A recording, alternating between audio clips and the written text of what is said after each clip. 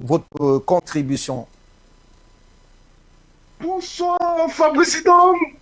Oui, c'est le frère Abou depuis ma position en Angleterre. Je Ouais. suis tellement content de revoir le duo d'excellence. Fabrice Dom, journaliste de mérite, et le guide, prophète Badakani. Sentez-vous saluer avec beaucoup de déférence. Je salue tous les appelants, les techniciens et le PDG Bachir.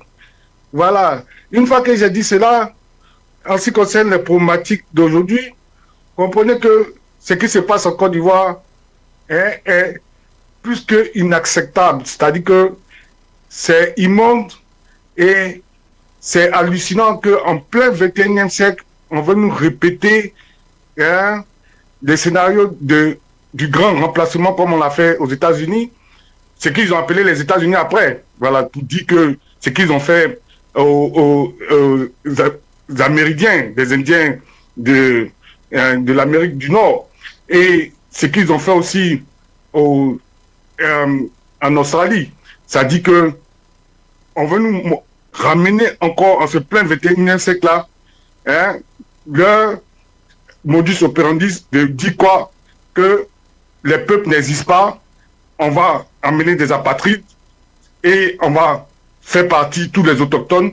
Comme ça, on aura des biens hein, illimités où on n'aura maintenant pas à se justifier à qui. Il n'y a plus de propriétaires, c'est nous les nouveaux propriétaires. Donc, c'est du terrorisme à son paroxysme, c'est-à-dire que du grand banditisme. Et nous disons que ça ne va pas se faire parce que la Côte d'Ivoire n'est pas maudite. Et en ce thème-là, je voudrais dire ma part de vérité parce qu'il y a beaucoup de choses qui se disent. Moi aussi, il faut que je dise ma part de vérité que j'ai vécue. Hein, parce que quand je suis arrivé au Mali en 2022, où le Mali venait d'être frappé hein, de l'embargo de la CEDEAO. Donc nous sommes allés au chevet du Mali avec des programmes comme quoi l'entrepreneuriat populaire où on voulait assister, on avait voulu assister hein, le gouvernement fraîchement installé à ce qu'ils puissent eux-mêmes générer leurs propres investissements, leurs propres capitaux sans la part extérieure. C'est-à-dire qu'on appelait ça hein, la sonara populaire. Et à ce titre-là même, hein, il y avait même le guide Badakani se rappelle, il faisait partie de ceux qui devaient être conférenciers là-bas avec le camarade du parti Dombelo et tout. Donc, qu'est-ce qui s'est passé? Alors, moi, dès la première réunion avec le ministre Ouagé, qui est le ministre de l'intégration, en 2022, en mai 2022, hein, avec des collègues, les collègues même, tout ça, ils étaient témoins, dès que j'ai introduit Domelo pour dire que il doit venir ici, il va faire partie des conférenciers et tout, et il va nous parler des BRICS, qui est une alternative à ce que hein, eux peuvent engendrer pour avoir des investissements hein, qui sont différents de ceux de la Banque mondiale et tout, qui va les faire sortir du carcan habituel de la dette de l'Occident et tout et tout. Alors, il m'a dit sans embâche comme ça, que mais, vous, votre Domelo, lui, il travaille pour Alassane. Et moi, sur place là, je mettais en prix, je n'avais pas compris, il était fâché. J'ai dit que non, ça, c'est pas possible. Et c'est aujourd'hui qu'on comprend tout ça. En fil en aiguille, c'est aujourd'hui qu'on comprend la réalité. C'est ce qu'on appelle le phénomène des cellules dormantes. Donc, c'est ça que les Ivoiriens doivent savoir. Il n'y a pas de fumée sans feu en Côte d'Ivoire. Tout ce qui nous arrive là est prémédité. C'est bien organisé, bien roulé. C'est un plan hein, qui concourt à l'effacement des vrais propriétaires ivoiriens et prendre tous nos biens.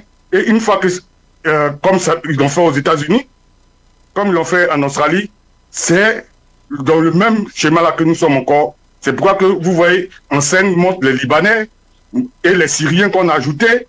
On a ajouté les Ukrainiens au pays là-bas, sauf les Ivoiriens. Donc tout ce qui se passe en Côte d'Ivoire, les Ivoiriens sont exclus. Et aujourd'hui, vous voyez ce qu'on nous produit. Hier, au nom de Alassane Dramane Ouattara, qui n'a jamais été même député en Côte d'Ivoire. Il n'a jamais été même fils ivoirien, parce qu'on sait aujourd'hui que ses deux parents ne sont pas ivoiriens. Alors, donc, quelque part, lui n'a jamais eu de plan B. À cause de lui, on a changé notre constitution, alors que partout où nous sommes partis en Afrique, la constitution dit toujours et de père natif du pays et de mère natif du pays pour être président.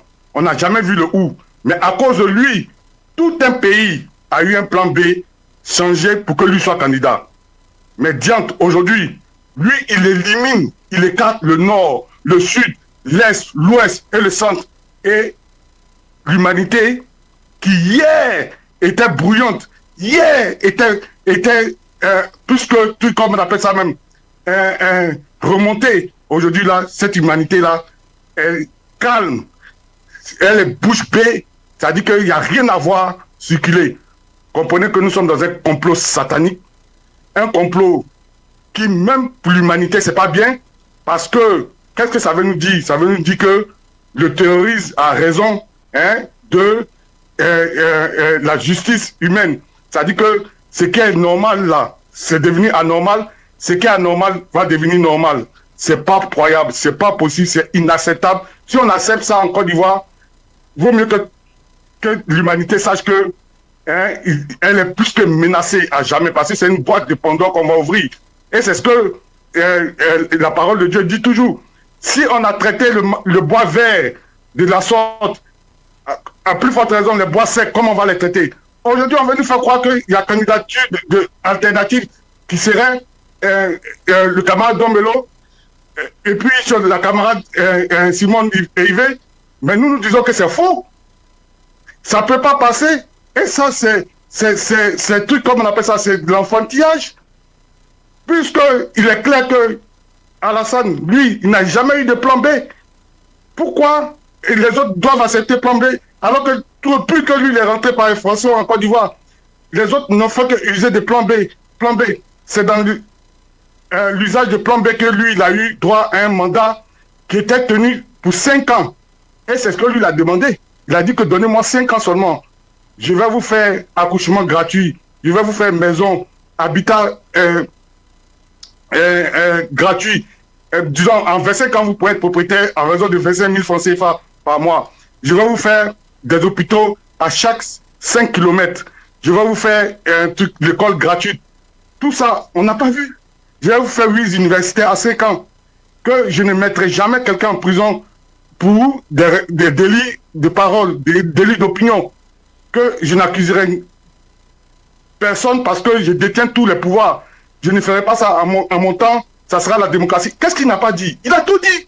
Mais il fait pire. Il n'a rien respecté et on trouve que lui, il est fréquentable.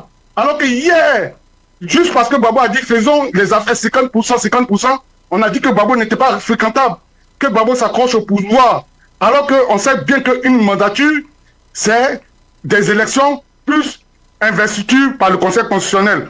Babo a eu qu'une seule investiture et à cause de la guerre, ça fait 10 ans. Mais on dit que non, on veut compter des 10 ans en termes d'années. Donc, comme un mandat vaut 5 ans, on dit qu'il a fait 2 mandats. Mais de qui on se fout? Alors qu'on sait qu'un mandat, c'est une élection et puis une investiture. Il a été investi qu'une fois. La deuxième fois où il a été investi, on a fait le coup d'état sur lui. On a bombardé sa maison et on l'a envoyé à l'AE. Donc, il n'a jamais fait 2 mandats. Donc, c'est pour vous dire quoi?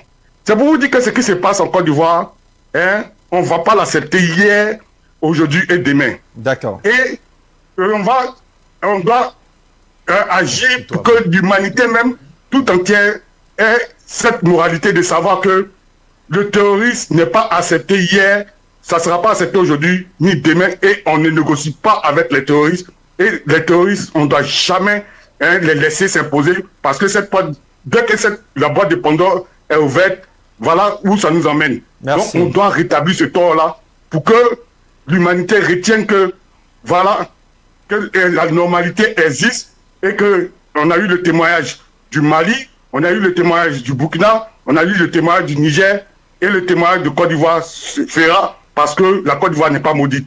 Donc c'est de ça qu'il s'agit.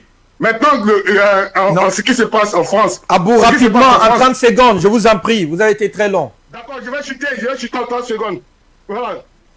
Ce qui se passe en France, nous sommes encore dans le délit d'initié.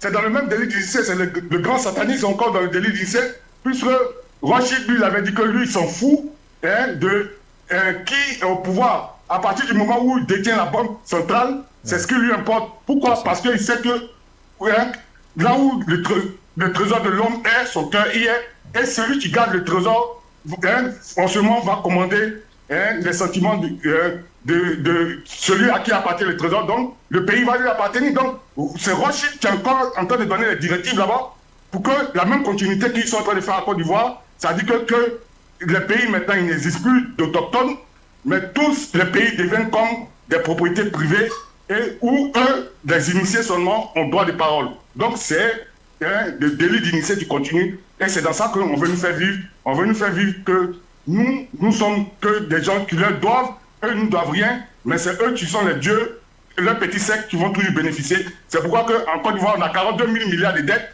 et 3 000 milliards sont travaillés. 39 000 milliards, ils se sont partagés entre les initiés. Et pareil en France. Je vous remercie, c'était M. Abou, depuis l'Angleterre. Bye bye from now. Bye bye. Merci infiniment à vous, très cher.